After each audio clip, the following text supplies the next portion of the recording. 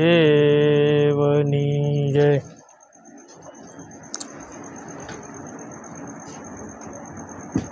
સંતો આપણને ભક્તિ રસનો મહિમા સમજાવતા યુગોથી એમ નામ એના મહાપુરુષો પાછા ધર્મ સમજાવી અને વિયા જાય વળી પાછા એને મહાપુરુષો પાછા મૃત્યુલોકની અંદર પાછા ધર્મ સમજાવવા આવે છે. કૃષ્ણ ભગવાનને ગીતામાં જેમ કીધું એમ યદા યદા હિ ધર્મ શગલાની ભવતી ભારત, એમ કે યુગે યુગે જ્યારે અધર્મનું જોર થાય છે ત્યારે ધર્મનું સ્થાપન કરવા સારું થયું. હે અર્જુન, યુગે યુગે હું અવતાર લઉં છું. તારા ને મારા અનેક અવતારો હારે થયા, પણ મને જ્ઞાન છે ને તને જ્ઞાન નથી. એમ આપણે આ માનવ ઉદરનો પડદો એક એવો છે કે પૂર્વ જ્ઞાન ક્યાં હું પૂર્વે હતો અને એ જ્ઞાન છે ને બધું વિસરાઈ જાય છે. ઈશ્વરની અનુભૂતિ હોવા છતાંય પણ પાછી વિસરાઈ જાય છે. આગલા જન્મે ઈશ્વરની અનુભૂતિ થઈ હોય અથવા તો આત્મ સાક્ષાત્કાર થયો હોય છતાંય બીજા જન્મે પાછું એને પુરુષાર્થ તો કરવો જ જોઈએ, એ વિસરાઈ જાય છે. કારણ કે આપણે માનધાતાની શ્રીમદ ભાગવતની અંદર મેં કથા વાંચી છે, એમાં મેં માનધાતાનું જીવન ચરિત્ર સાંભળ્યું છે કે માનધાતા એવો પૂર્વે મહાન સત્યવાદી હોય છે, એવો સત્ય રાજા હોય છે કે મોટો સૃષ્ટિનો સમ્રાટ હોય છે અને એટલું બધું એનું સતીત્વ આમ સત્યવાન હોય છે. અને બીજા જન્મની અંદર એ પાછા મુસ્કુંદ રાજા બને છે. મુસ્કુંદ રાજા બની અને 14,000 વર્ષ સુધી દેવોનું રક્ષણ કરે છે અને ધર્મનું સ્થાપન કરે છે. ભગવાન કૃષ્ણ જ્યારે આ મૃત્યુલોકની અંદર જ્યારે ધર્મનું સ્થાપન કરવા આવ્યા ત્યારે એને મદદ એને કરી હતી મુસ્કુંદ રાજાએ. અને કાળિયો અને જરાસનને જ્યારે એના માથે યુદ્ધ કરી આવ્યા ત્યારે ભગવાન મથુરા ઉપર યુદ્ધ કરી આવ્યા ત્યારે ભગવાન એને લઈ અને જુનાગઢ આવ્યા અને મુસ્કુંદ ગુફા છે ના કણે એ નિંદ્રાને આધીન હતા ને ના એ મુસ્કુંદ રાજાને જગાડ્યા એને, અને ભગવાન ગુફામાં વહી ગયા અને એની આંખમાંથી એટલી અગ્નિ વર્ષી તે જરાસન કાળયૌવન મૃત્યુ પામ્યું. એવી કથા શ્રીમદ ભાગવતની અંદર આપણે સાંભળી છે, બરોબર. તો એના એ મહાપુરુષો યુગે યુગે ધર્મ સમજાવવા આવે છે ને. પછી સંત એકનાથના જીવન ચરિત્રમાં એવું સાંભળ્યું છે કે જ્યારે સંત એકનાથ એના ગુરુ જનાર્દન સ્વામી ઓરિસ્સાની અંદર થયા અને સંત એકનાથ મહારાષ્ટ્રમાં થયા. એને પણ એવું કીધું હતું કે હવે તું ભક્તિ માર્ગની અંદર જ્યારે એને આત્મને અનુભવ થયો, સાક્ષાત્કાર થયો, પછી એને કીધું કે હવે તું છે ને ગ્રસ્થીમાં જઈ અને ભક્તિ કરી, ગ્રસ્થીમાં જોડા. અને ભાર્ગ્યા ગૌરી એના ધર્મપત્નીનું નામ હોય છે. એમ કે આગલા જન્મની અંદર એ સંત જ્ઞાનેશ્વર હોય છે અને એ વખતે સંત જ્ઞાનેશ્વર ગીતા લખી હોય છે અને સંસ્કૃત ભાષામાં હોય છે. પછી એના ગુરુએ આદેશ કર્યો કે એ સંત જ્ઞાનેશ્વર ગીતા જે સંસ્કૃત ભાષામાં છે એ હવે સરળ ભાષામાં લખી અને ઘરે ઘરે એ ગીતાનું જ્ઞાન તું પહોંચાડ. અને બીજા જન્મની અંદર એ સંત જ્ઞાનેશ્વર ઓલા સંત એકનાથ થયા. પહેલો અવતાર જ્ઞાનેશ્વરનો એ થયા. એની આગલા અવતારની તો આપણને કથાની ખબર છે નહીં, પણ આગળના એ મહાપુરુષો પાછા હોય છે. એમ આ સૃષ્ટિની અંદર માનવ તન ધારણ કરવાથી અને માનવ તન મળે એટલે કેવલ ઈશ્વરની ભક્તિ કરવા માટે છે. બાકી જન્મ જન્મ દીકરા મળે, દીકરીઓ મળે, માવતર મળે અને હામદામના ઠામ તો જન્મ જન્મ મળે. અને બીજી યોનિમાં તમે જોવો છે ને બધી રીતનું છે ને. આપણે જેમ આપણે તો આ ગ્રસ્તી છે એટલે આપણું મોટું મકાન બાંધવું પડે. આ સકલાની પ્રમાણમાં છે તો અવડો માળા મીન બધું હા સંસાર પૂરો થઈ જાય છે, આયુષ પૂરું થઈ જાય છે, બરોબર. એની કાયા એવડી છે ને આપણે આ બધું આવું છે એટલે આવું કરવું પડે છે. પણ જન્મ જન્મ ભાઈ માનવ તન નો મળે. અને જન્મ જન્મ માનવના માનવ થાય તો બિચારા 84 યોનિના જીવ છે એને હું સમજવું. એને માનવમાં આવવાનું જ નહીં ને. પણ એવું નથી, માનવ તન ધારણ કરીને જેવા કર્મ કરે ને એવા હપ્તા ભરવા પછી જવાનું છે.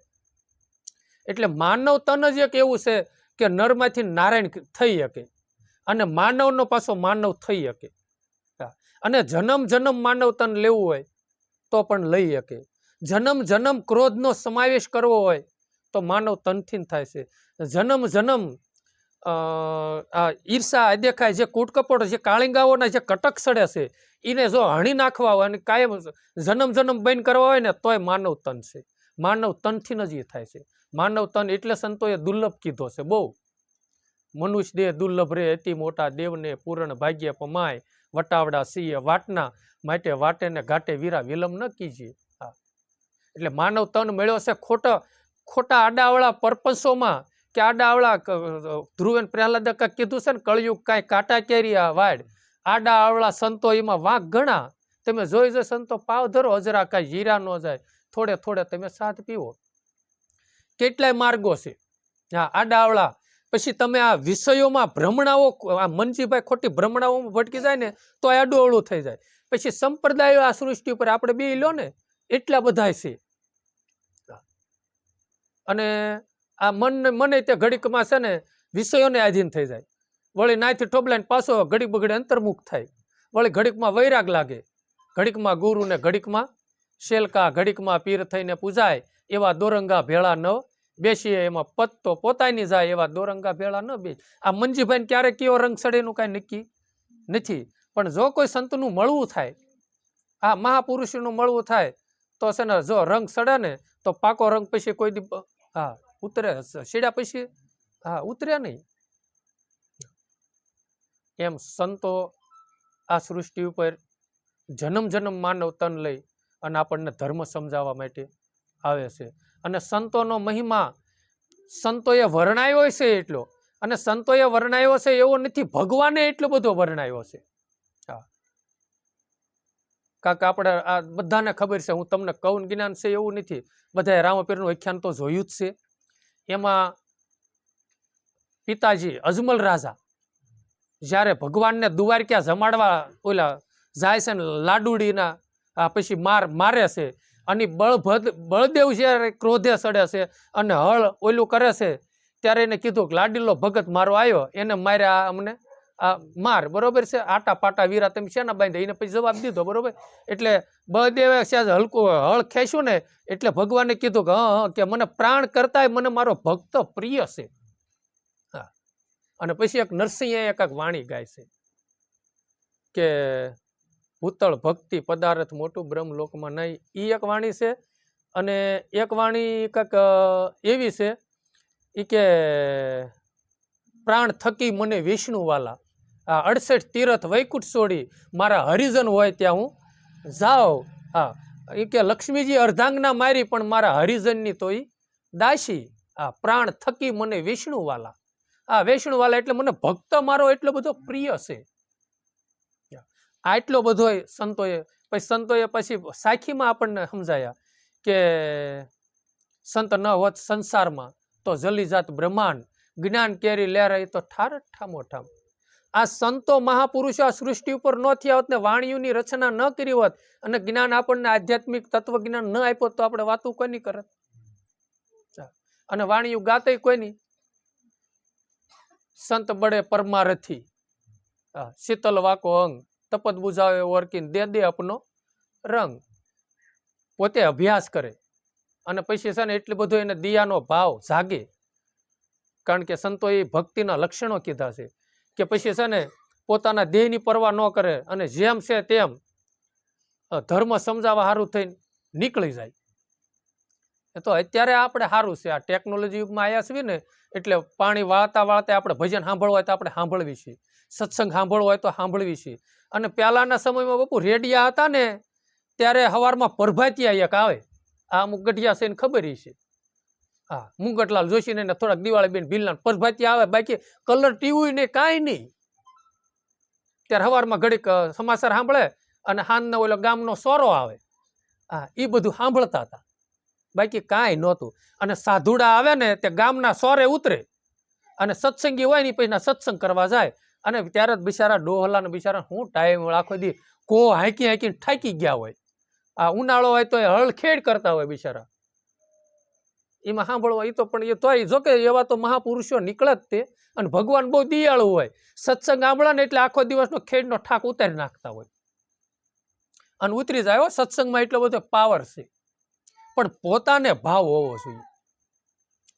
એટલે સંતો આ સૃષ્ટિની ઉપર છે ને એનીમાં છે ને નરસિંહ મહેતાએ કીધું કે ભૂતળ લોક ભારતમાં જન્મી ભૂરત આ એવું કાંક છે ભારતખંડ ભૂતળમાં જન્મી ગુણ ગોવિંદના ગાયા એમ કે આ ભારતખંડમાં આપણું પ્રાગટ્ય આપણો અવતાર થયો છે અને બીજો તો એ બહુ આપણે લાભદાયક છે કે આપણે સૌરાષ્ટ્રમાં અવતાર થયો કાંઠિયાવાડ એટલે સંતોનો ખોળો કહેવાય અને અવરનવર તમે જો અહીંથી 50-100 કિલોમીટર જાઓ એટલે એક સંતનું પ્રાગટ્ય હોય અને એક સંતની સમાધિ હોય કદાચ 100 કિલોમીટરના આળેગાળે પસાને આળેગાળ તો કંઈ હદાવત હાલતું હોય અને સત્સંગનો સમાગમ કરવો હોય ને તો 50 કિલોમીટર તો એકાદો એવો મહાપુરુષ મળે જ તે આત્મલક્ષી જેનું જીવન છે ભલે બધાનું ન હોય કાંઈ નહીં પણ કોકનું એવું હજારોમાં એકાદો મહાપુરુષ એવો નીકળે કે જેનું આત્મલક્ષી જીવન છે આત્મની અનુભૂતિ કરવા વાળા છે અંદર ડોટ મેકવા વાળા છે અને હાસી વસ્તુ જ છે આદિ અનાદિનો ધર્મ હોય ને તો બાપુ સનાતન ધર્મ છે હા સનાતન ધર્મ કયો નિજાર ધર્મ કયો આદિ ધર્મ કયો અને પછી ગંગા સેતીમાં એનો એવો પુરાવો દીધો છે આદિ રે અનાદિમાં વસન સે પરિપૂર્ણ પાનબાઈ વસનથી વધે નહીં બીજું કાંઈ આ કીધું ને આદિ અનાદિમાં વસન જ પરિપૂર્ણ છે પછી વસનથી વધે નહીં બીજું કાંઈ એથી હવાયું કાંઈ છે જ નહીં તો વસનનો મહિમા તો આપણે જાણવો જોઈએ ને કે વચન કીધું કોને કે ગંગા સેતીમાં એનો પુરાવો બીજો એ ભજનમાં દીધો કે વચન વિવેકી નર ને નારી પાનબાઈ જેને બ્રહ્માદિક લાગે પાય આટલો બધો વચનનો મહિમા મેક્યો છે અને ગંગા સેતીમાં જો મહાપુરુષો કોઈ દી જૂઠ તો બોલે નહીં આંખમાં કણું સામે તો સત્યમાં સત્ય સામે તો શુદ્ધ શબ્દ સંતોના ભાઈ સતારશા બાપુ ગાઈ ગયા ને બીજો ગોળી ગોળી હૃદયમાં વસ્તુ છે હા અસત શબ્દ કોઈ દી સંતો ભાખે નહીં તો ગંગા સેતીમાં એ કીધું કે આદિ રે અનાદિમાં વચન પરિપૂર્ણ પાનબાઈ વચનથી બીજું કાંઈ વિદ્યા સૃષ્ટિમાં કાંઈ છે નહીં અને વચનનો મહિમા જેને જેને જાણ્યો છે એને બાપુ 92 લાખ માળવો છોડીને રવાના થઈ ગયા છે 92 લાખ માળવો છોડ્યો તો રાજા ભરતુરી એ સમયની અંદર હા એ સમયની અંદર એને કદાચ 92 લાખ માળવો છોડ્યો બાકી અમુક અમુક તમે મહાપુરુષોનું તમે જુઓ આ જનક રાજા થયા એ આ 92 લાખ ભરતુરી જેવા કદાચ જનક રાજા હશે અને રાજા સત્તા વિદેહી થયા એને વસનનો મહિમા સમજાણો અને આપણે છે ને એક બાપુ નયનમાલા જેવી વસ્તુ હોય તો મેકી નથી શકતા વૈરાગ્ય વગર ભક્તિનો કોઈ દી ઉગાવો થશે નહીં ઘર બાર છોડવાની કોઈ જરૂર છે જ નહીં જે છોડવાની વસ્તુ છે ને છોડો અને નથી છોડવાની ને એ ક્યારેય ન છોડો આપણે ગ્રસ્તીમાં જોડાણા છીએ આપણે ડોકમાં દોરડું નાખ્યું છે ને એટલે આપણા જીવનની અંદર સારા મોળા પ્રસંગો આવશે ને કે નાના મોટા આવરણો આવે ને તો બાપુ ઝેરના ઘોટડા પસાવવાની પોતાની ક્ષમતા હોવી જોઈએ શું લેવાનું આપણું ઘરનું માણા કદાચ કામ નહીં કરવી ભજન સત્સંગમાં વહી જઈશું ને તો બે શબ્દ કહીશે ને તો સાંભળવાની પોતાની ટેવડ હોવી જોઈએ અને એ સાંભળવા જ પડે આપણે દોરડું નાખ્યું છે ને એટલે વરમાળા નાખી છે એટલે આપણે સાંભળવું જ જોઈએ હા પણ પોતાની ક્ષમતા હોવી જોઈએ અને પછી પોતાનું ભજન એટલું હોવું જોઈએ કે એ છે ને હામા માણાને પોતાનો અભ્યાસ હોય ને તો ઘરના માણાને છે ને ગળે ઘોંડ ઉતારવાનું પોતાને જ્ઞાન હોવું જોઈએ હા અને બીજા નંબરમાં પહેલાં તો આ હોવું જોઈએ હાથ જોડવાની પોતાની આ તેવડ પહેલાં હોવી જોઈએ ભક્તિ માર્ગની અંદર ગમે એમ કે તો હશે બાપાએ આ ગયા ત્યારે કીધું ને આ ન ગયા હોત તો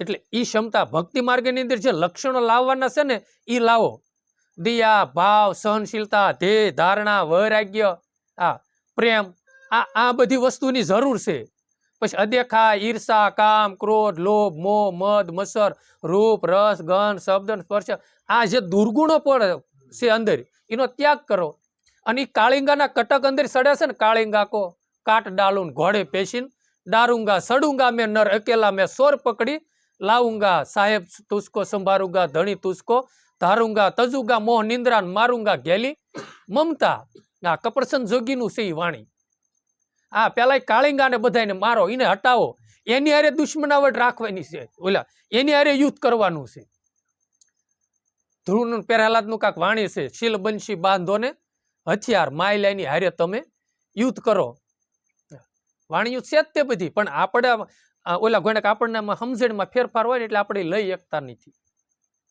જે વસ્તુ રામ છોડવાની છે એ છોડો, અને નથી છોડવાની એ કઈ છોડવાની નથી. ગ્રસ્ત ભક્તિ કરી હોય ને તો ગ્રસ્તી સિવાય મજા નથી.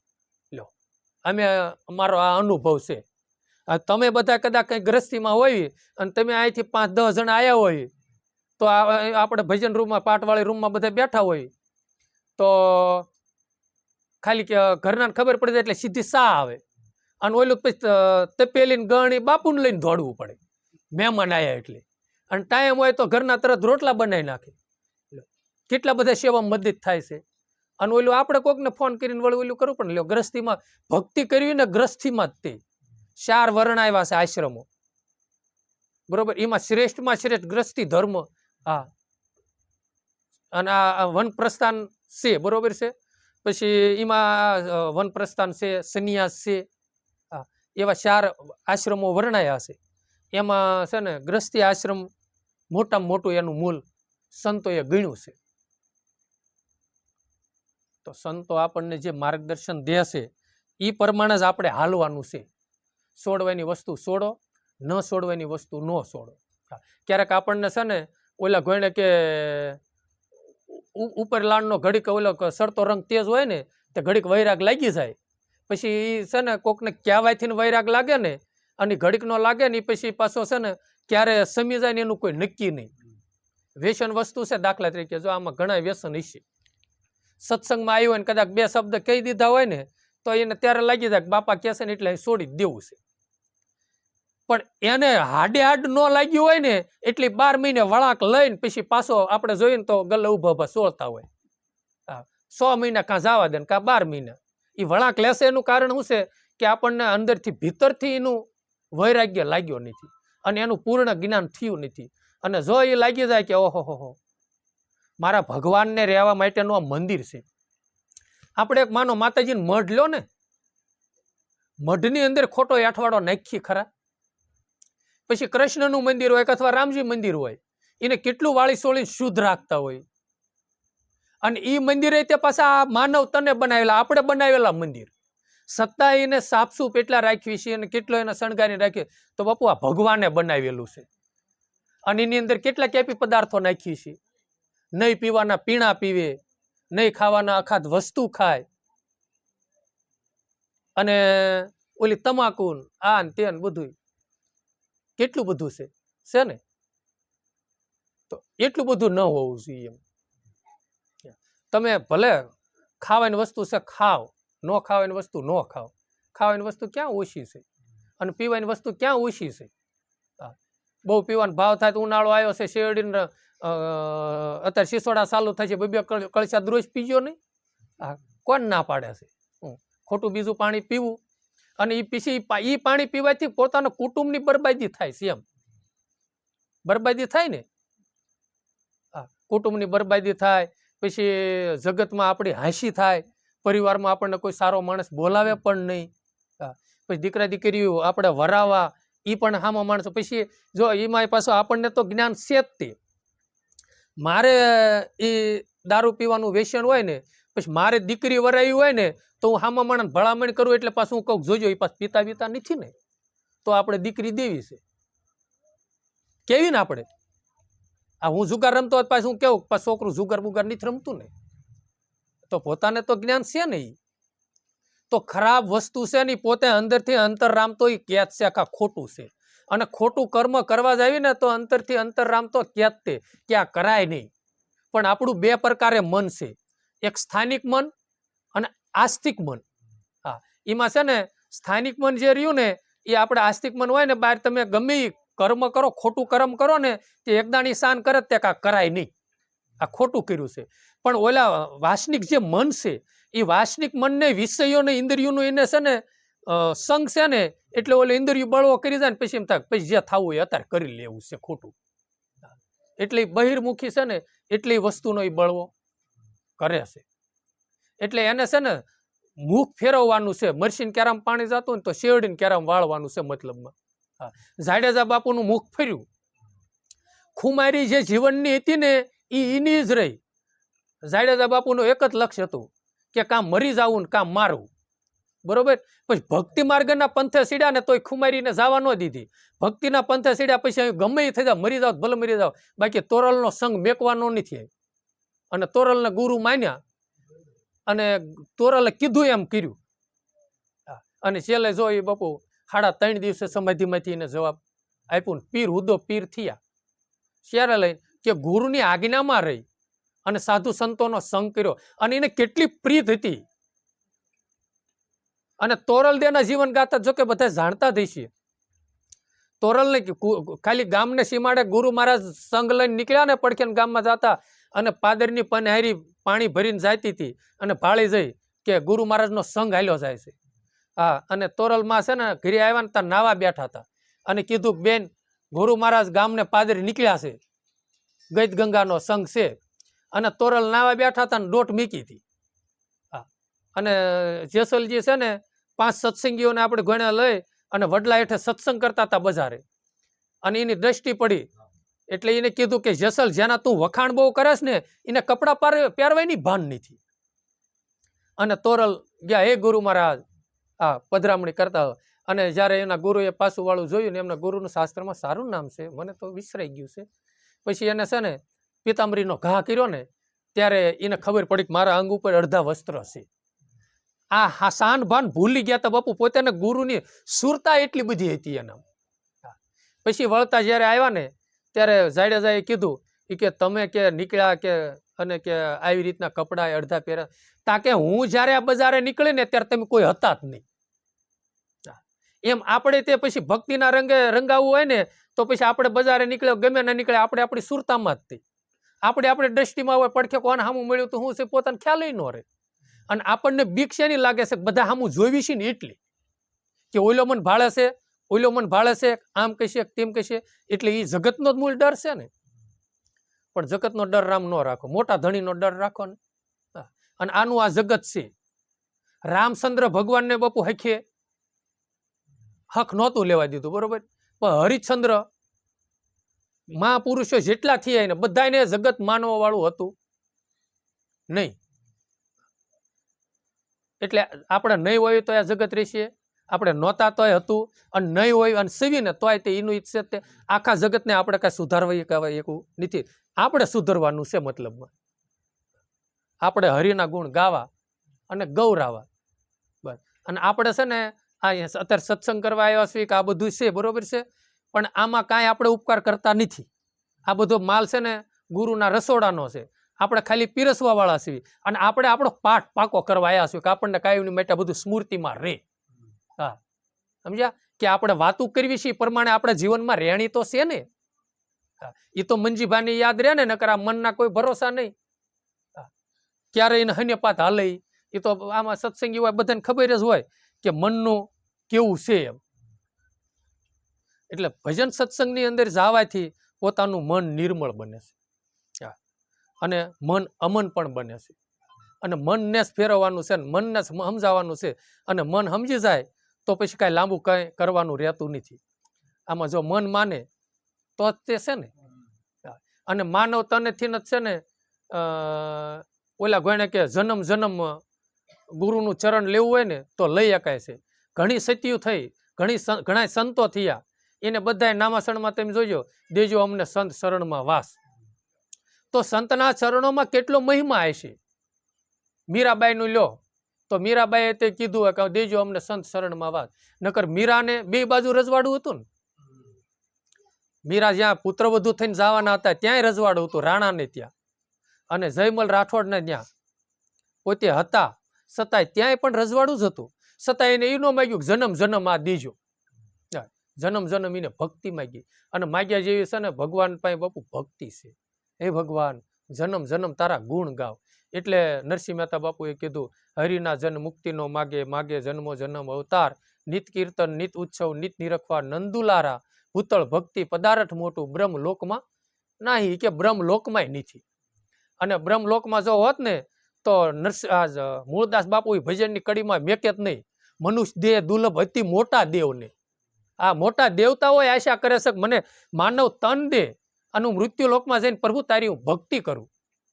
મૃત્યુ લોક જ એક એવો છે કે માનવ તન ધારણ કરી કર્મ કરે ને કર્મ ભોગવે. તો જો સુખ સત્કર્મ કરો તો જન્મ જન્મ સુખ છે. આ એક જ એવું આ મૃત્યુલોક ભગવાને બનાવ્યો છે.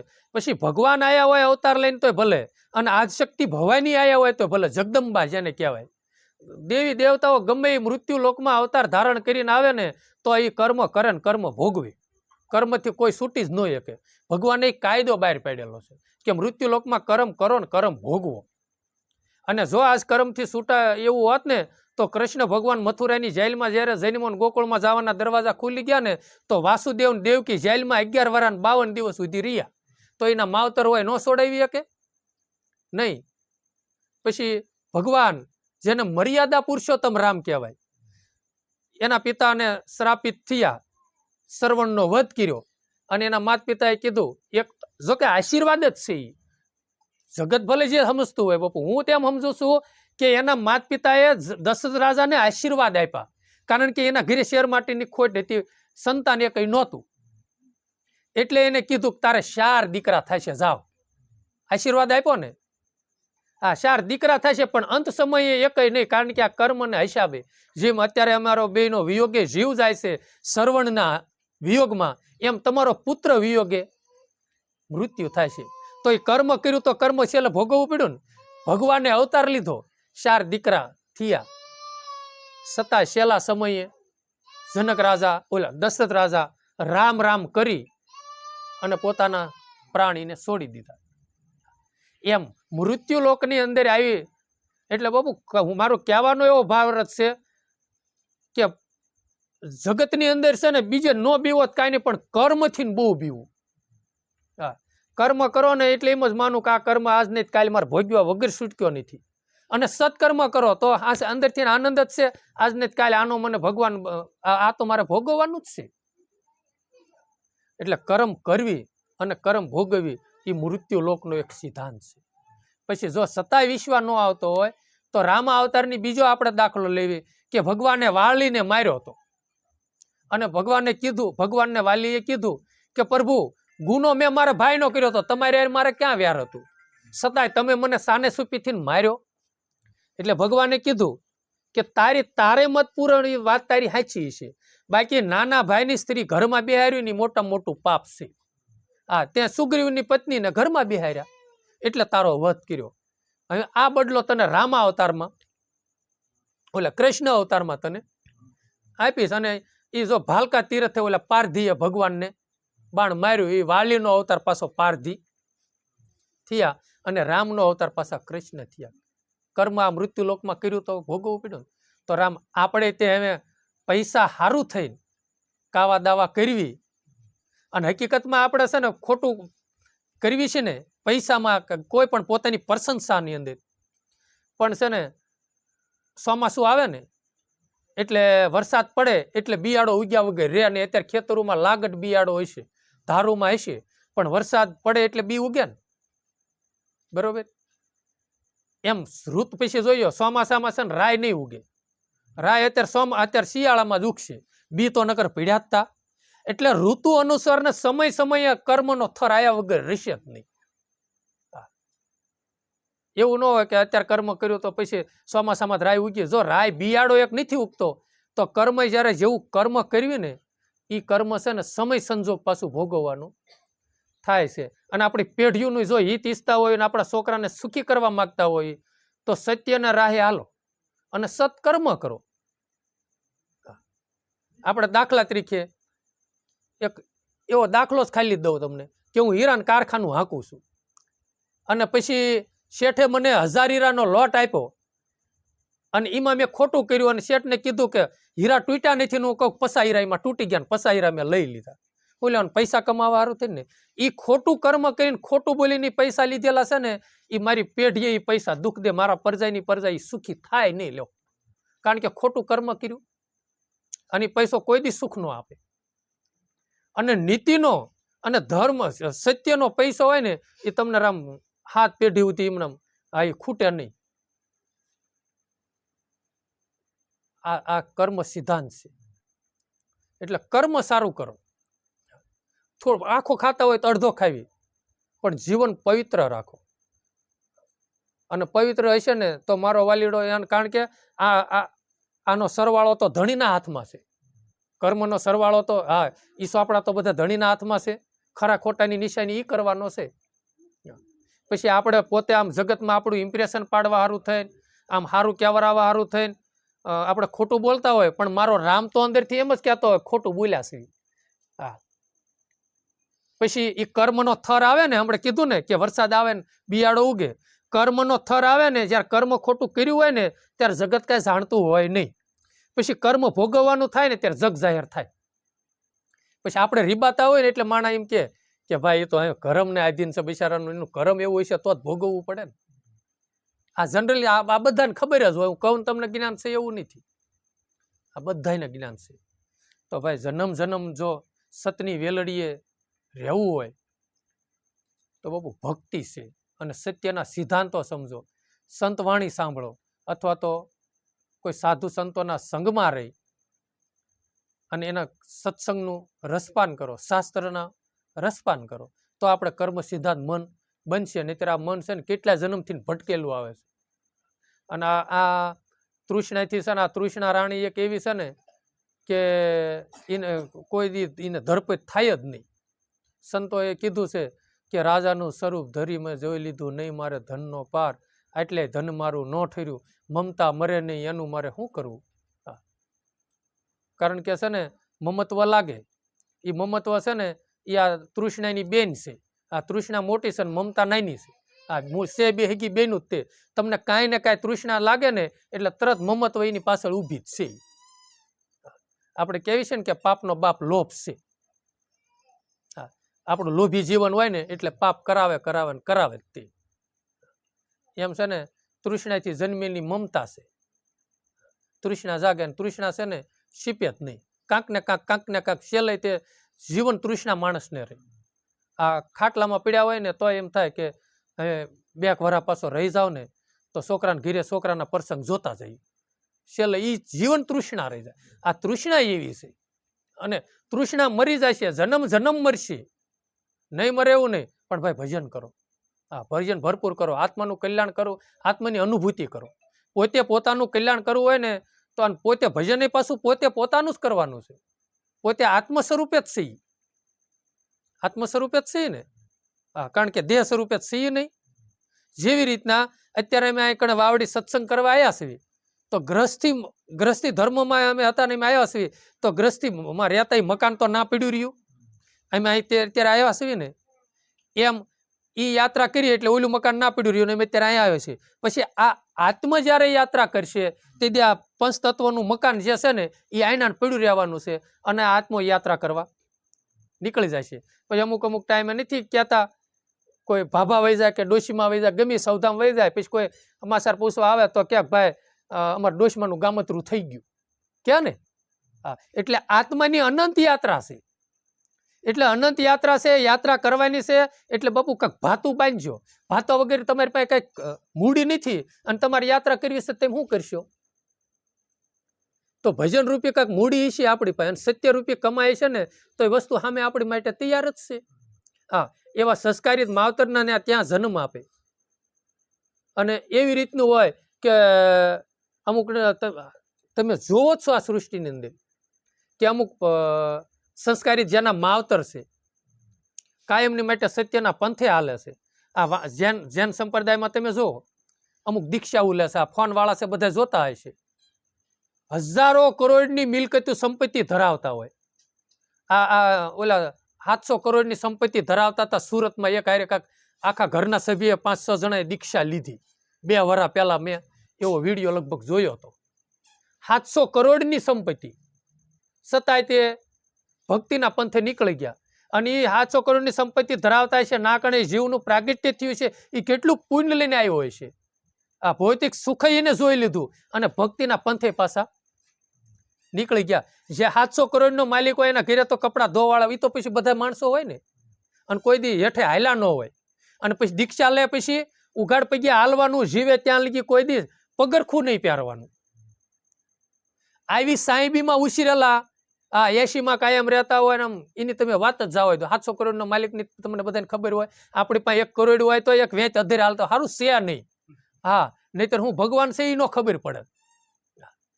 અને એટલું બધું નથી, એ ભગવાને આપણને બરોબર રાખ્યા છે, આપણી લાયકાત હતી ને આપણને આપ્યું છે. આપણો છોકરો ભણતો હોય અને 12 પાસ થાય અને પછી આપણે એમ કહેવી કે મારો છોકરો શિક્ષક બને, એ બને ક્યારે? કારણ કે એની પાસે ડિગ્રી લાયકાત નથી. એ બીએડ અને MM કરે ને, બીએડ ને MM કરે એટલે પછી શિક્ષક બને. આ એ ડિગ્રી કરે તો એને મળે, નહીતર તો કઈ મળે નહીં. એમ આપણે એવું માનવાનું ક્યારે હરિયારવાનું નહીં કે આપણી લાયકાત નથી એટલે ભગવાન એ પ્લાન આપણને આપ્યું નથી. હા, એટલે પ્લાનનો વિચાર નહીં કરવાનો, કારણ કે આપણે લાયકાત નથી એટલે નથી આપ્યું. એમ એ જૈન સંપ્રદાયના સાધુ છે, જો જીવે ત્યાં લગી પછી કોઈ દી નાય નહીં, એ ભીનો પોતું ખાલી ફેરવે, બરોબર. પછી અત્યારે જો આપણે આ નાખીને આમ બેઠા છીએ ને, એ જીવે ત્યાં લગી આનો કોઈ દી સહારો ન લે. પછી જીવે ત્યાં લગી કોઈ દી 4 વ્હીલમાં ન બેહે, વાહનમાં. એ જોજો ઓલી બિચારા 2 પૈડાવાળી સાયકલ લઈને રોડે, કોઈ દી વાહનમાં ન બેહે. અને કોઈ દી આવા લાઇટના અંજવાળા ન હોય, દેરાહારમાં કોઈ દી લાઇટ ન હોય. એમાં એસીની બધી પછી એક બાજુ, અને આપણને તો ઘડીક લાઇટ જાય તો કે હાલો ધાબા ઉપર વહી જાય. અને એ લોકોને આવો ઉનાળો હોય ને તોય તો બિચારાને ઓઢીને સુવાનું. અને એની હારે કોઈ દી તમે એવું ભાડ્યું ખંભે ગોદડું હતું, એ જે હોય ને બસકો, એને ઓઢવા પાથરવાનું જે કાંઈ હોય ને એ બસકો એની હારે જ તે. અને જૈન સંપ્રદાયના સાધુ કોઈ થાણા થપ્પી ન હોય કે 12 મહિના એકના એક ઓલામાં રહ્યા. એ કિસી નારીને વળી મન માની લે કે આ મારો છે અપાશરો. અને આપણે એમ જ થાય છે, જ્યાં થાણા થપ્પી થાય એટલે તરત કે આ મારું મકાન. હવે આ મકાનમાં કેટલા રહેશે એ આ કાળુભાઈને ખબર છે. આપણું એકનું નથી. આ કેટલી માખ્યું રહેતી છે, કેટલા જીવાતો રહેતા છે ને ઉંદરડા ને બધું. અને આ સસલાય માળા કરતા છે. અને પછી આપણે ભાભા થઈને વહી જાય છે ને આની ઉપર કેટલા એવી વહી જાય છે મકાન બાંધીને. આપણું રામ કોઈ દી થાય નહીં. ઈશ્વર કૃપાથી પ્રાપ્ત થયું છે અને એની ઈચ્છા છે ને આપણું જ્યાં લગી લાયકાત છે ત્યાં લગી રહેશે ને પછી રવાના થશે. એકાબીજી લેણ દેણના સંબંધ પૂરા થાય એટલે તરત રવાના. એમ જન્મ જન્મ સંતનું ચરણ લેવું હોય ને જન્મ જન્મ સંતો ભક્તોનો સંગ કરવો હોય ને તો બાપુ આત્માની અનુભૂતિ છે. પોતે પોતાના સ્વરૂપની જ અનુભૂતિ કરવાની છે. એમ આત્માની અનંત યાત્રા છે તો આપણે આત્માની અનુભૂતિ કરી નથી કે આત્મરાજા રામ કેવા છે. એટલે એ બધી નથી ખબર ને એની અનુભૂતિ કરવી છે ને એટલે આપણે બાપુ સંતનું ચરણ લેવું પડે છે. અને જેને જોયું ને એને કહી દીધું કોટી કોટી રવિ ઉગિયા સઘળી ભોમ મેં ભાળી શૂન્ય મંડળમાં મારો શ્યામ બિરાજે મને લાગી ત્રિકુટીમાં તાળી વર્તાણી આનંદ લીલા મારી બેની મને ભીતર સદગુરુ મળ્યા. જેને જેને અનુભવ થયો, જેને આત્માનો અનુભવ થયો, ભગવાન જેને જોયો એને પછી વાણી દ્વારા એને કીધો કે ભાઈ આવો મને અનુભવ થયો. પછી સંતોએ કીધું કે સોપાટું માંડી સંતો મેં શૂન્યમાં ખેલું મારા પિયુની સંગાત હું હારું તો પિયુ કીરી દાસીને પિયુજી હારે તો ભેળા રાખું ભરથાર કોઈ રે બતાવો અમને જોગી જોગી મારી કાયાનો ઘડનાર એને અનુભવ કર્યો. હા, એ કે અમે સોપાટું માંડીને અમે ખેલ્યા અમે ભગવાન હારે. પછી દાસી જીવણે કીધું એને આપણને એડ્રેસ આપી દીધું ગુરુ ગોતો તો કાયામાં ગોજ્યો શું કરું વાલાના વખાણ 10મા મોલે મારો નાથ બિરાજે રાખજો તમે ધોળી ધજાના પરમાણ મને મારેલ મોહન બાણ બાણે વિંધાણા પ્રાણ શ્યામળા તારી શોભાના વાલમ તારી વાતુના. એ આ સંતોના બધાના એડ્રેસ છે કે એને ગોતો હોય ને તો પોતાના ભીતરમાં બેઠો છે ભગવાન.